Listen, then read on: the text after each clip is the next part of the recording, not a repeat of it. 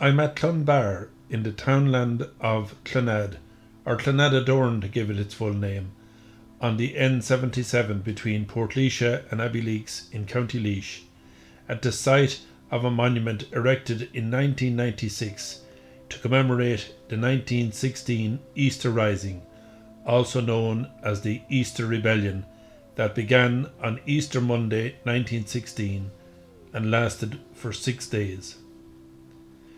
While the key military activities of the 1916 Rising began at noon on Easter Monday, the 24th of April 1916, with the occupation of the GPO in O'Connell Street, Dublin, and Padraig Pearse proclaiming the establishment of the Irish Republic. This monument, designed by artist Robert Balla, commemorates the firing of the first shot in the Rising, which occurred near here on the evening of Easter Sunday, the 23rd of April 1916. The inscription recounts this event. On Easter Sunday night, 23rd of April 1916, acting under the direct orders of Padraig Pearse, the Laois volunteers participated in the demolition of a section of the Abbeyleix to Portlaois railway line at a location near here. The purpose of this exercise was to prevent British military reinforcements from reaching Dublin via Waterford after the Rising had started. This demolition was followed by the firing of the first shot of the 1916 Rising. Other activities engaged in by the Laois volunteers included an attempted similar demolition of the Carlow to Kildare railway line and a raid on the Wolf Hill RIC barracks. This memorial has been erected in honour of the Laois volunteers listed below as a tribute to their foresight, bravery and enterprise. Eamon Fleming, OC, The Swan. Patrick J. Ramsbottom, Vice OC, Portlaois. Lorcan O'Brady, QM, Lawlor's Mills. Thomas F. Brady, Lawlor's Mills. Patrick Muldowney, Portlaois. Colm Houlihan, Portlaois. Terence Byrne, Knocklade. Patrick J. Fleming, The Swan. Michael J. Sheridan, Portlaois. Kathleen Brady, Lawlor's Mills. Michael Gray, Portlaois. John Muldowney, Portlaois. Michael Walsh, Portlaois. James Ramsbottom, Fossey. Noreen Brady, Lawlor's Mills. John Frawley, Wolf Hill. Sean Maguire, Dublin. Mrs. May Conroy, Nee Brady, Lawlor's Mills. Breda Conroy, Nee Brady, Lawlor's Mills. Do Cumdlora Day agus Honora Naheran. A brief account of the Coltwood incident appeared in the local newspaper, the Leinster Express, on the following Saturday, the 29th of April, under the heading Rails Torn Up, Engine and Carriage Derailed. It reads as follows. A great sensation has been caused in Maryborough and district, and indeed all over the country, by the news that on Easter Sunday night, at a spot known as Coltwood, about 3 miles from Maryborough on the Waterford line, the rails were torn up and the telegraphic communication cut.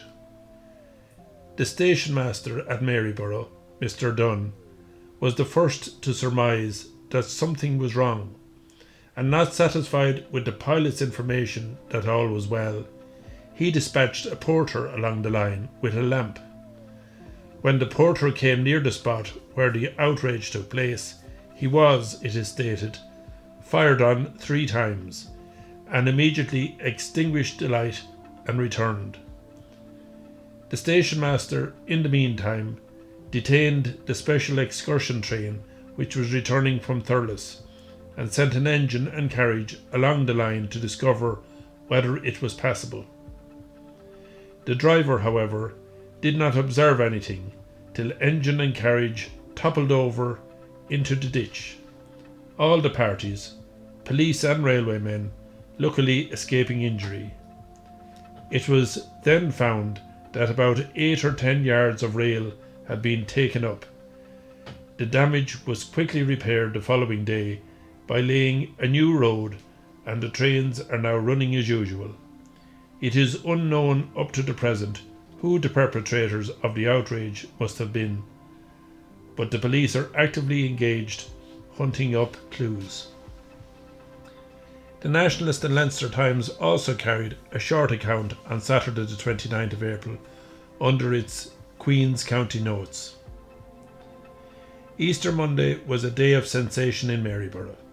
First came the news of the outrage at Colt Wood, where the rails were torn up, and a terrible catastrophe narrowly averted by the foresightedness of the Maryborough station master, Mr. Dunn. Later in the day, the news went round that all the trains entering and leaving Dublin had been stopped by order of the military authorities, and wild rumours of all kinds as to what was taking place in the metropolis were in circulation. The last train to reach Maryborough on Monday was the 4:14 p.m. train, and it was allowed to proceed no further, so that the passengers had to seek lodgings in Maryborough for the night. The scene at the station was a most animated one. It appears that the order as to the discontinuance of trains does not apply to the Blanche lines, and the trains to Maryborough to Waterford and Waterford to Kildare via Carlow are allowed to run as usual. Depicted on the monument here at Llanad is an image of the derailed carriage and train. A photograph of the scene was published in the Daily Mirror newspaper in May 1916, and the carving on the monument accurately represents the image in that photograph. Of course, the railway line itself that ran through this area from Portlaoise to Abbeyleix and onwards to Kilkenny is no longer in being, the last train having run in January 1963. That railway line had operated for almost 98 years from its opening in March 1865. The last train journey in January 1963 was described as a sentimental trip by local reporter and passenger on that final journey, James Laldegan, in his front page article on The Nationalist that week. The train tracks were subsequently removed, but several railway bridges remain standing on the former route as a reminder of that bygone era. 50 years after the Easter Rising, an insightful article was published in the Nationalist and Leinster Times on the 8th of April 1966. Written by well-known reporter from the Nationalist, the late Dick Barrett. It recounted, in the words of Lorcan Brady, or Lar Brady as he was also known, the events leading up to the Easter Rising, one of the key players in the Colt Wood incident.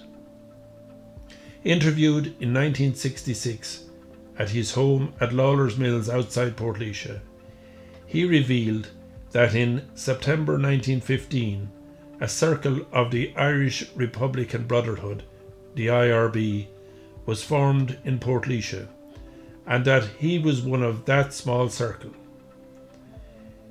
In the words of Lorcan Brady, on the Sunday before Easter, the IRB circle met in Portlaoise, and the attendants included Eamon Fleming from the Swan, a representative of the IRB HQ. He informed the meeting that he would be back on the following Thursday with definite word. As promised by Eamon Fleming, he was back on Holy Thursday night, with definite word given him personally by Commandant General Pearse. The rising takes place on Easter Sunday evening at 7 p.m. with the password Ballyfin. The task given to this small unit of the volunteers was to break the railway line between Portlaoise and Abbeyleix. The purpose of the demolition job was to delay the entrance of the British troops to Dublin via Rosslare, Waterford and Portlaoise. I mentioned a point in the railway line at Coltwood where, as a boy travelling to play football at Tinnickil-Raheen, I noticed a slight bend. Also in favour of this point was the fact that there were no occupied houses nearby. This information was accepted and decided on. My brother Tom and I told the members of the unit that we had the tools required: a crosscut, crowbars, sledges, wrenches and pliers, and that we would have the tools on the site in good time. On the following night, Good Friday, we carried a portion of the tools to Coltwood and hid it securely. This task was made the more difficult by having to carry it out without being discovered. The next night, Saturday, both of us went to confession and afterwards to the final meeting in the old tin shed to hammer out and finalise all details. After a very late ending to the meeting on Easter Saturday night, my brother Tom and I were not finished for the day. We had to carry the balance of the equipment in the early hours of Sunday morning to the site at Coltwood. As a result, we overslept for First Mass and had to receive Holy Communion after 11 a.m. Mass. Some of the local wags noticed this and remarked how pious the big Brady boys were getting. Arriving on the job at about 10 minutes to 7 that Easter Sunday evening, we collected our demolition equipment, placed it on the railway line, and were all set for the task. M.J. Sheridan and P. Muldowney were selected for outpost duty, taking up positions, one about 300 yards north towards Portlaoise, and the other about the same distance south in the Abbeyleix direction. Our first task was to cut the telegraph connection between Portlaoise and Abbeyleix. Our next task was to attack the permanent way. We had good wrenches, but despite our best efforts, we were unable to loosen a nut due to rust. After discussing the setback with my colleagues, I picked up a sledge, and with youth and strength above the average, I came down hard as I was capable of on a nut bolting the rail together. To my surprise and delight, the bolt cracked clean off like a piece of sugar stick. My comrades knocked out the bolt, prized open the rails, and the demolition was well in hands. Our next problem was to remove the rails off the permanent way. We had to get them up on the bank boundary fence and then over the wire fence into the dyke on the Coltwood side of the railway. This demolition job, given by orders from Commandant General Pearse to the IRB members of the Portlaoise Circle as part of the Rising of 1916, having been efficiently carried out and in good time, the members of the unit felt satisfied and pleased. During the operation, 3 local girls came along the line, having been visiting each other's homes. When held up, they were a little frightened, but the girls, 2 Miss Sheerans from Clonbar and Miss Whelan from the Wood, Clonad, were escorted to their homes and advised not to leave again that night. At about 9 p.m. it began to rain, and for shelter the party went into Coltwood close by. Whilst there, and at about 10:30 p.m, a light was observed moving along the permanent way from the Portlaoise direction. When opposite our position, the carrier of the light was called on to a halt, but instead of halting, he dropped the light he was carrying and took to his heels.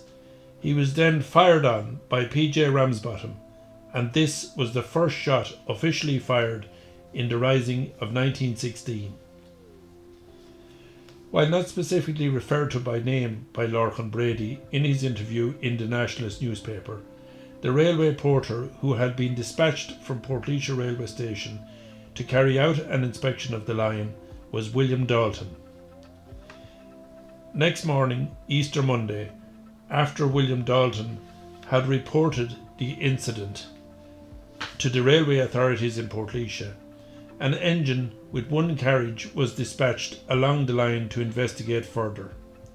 On board were 3 railway staff of the Great Southern and Western Railway Company, along with 5 police officers of the RIC.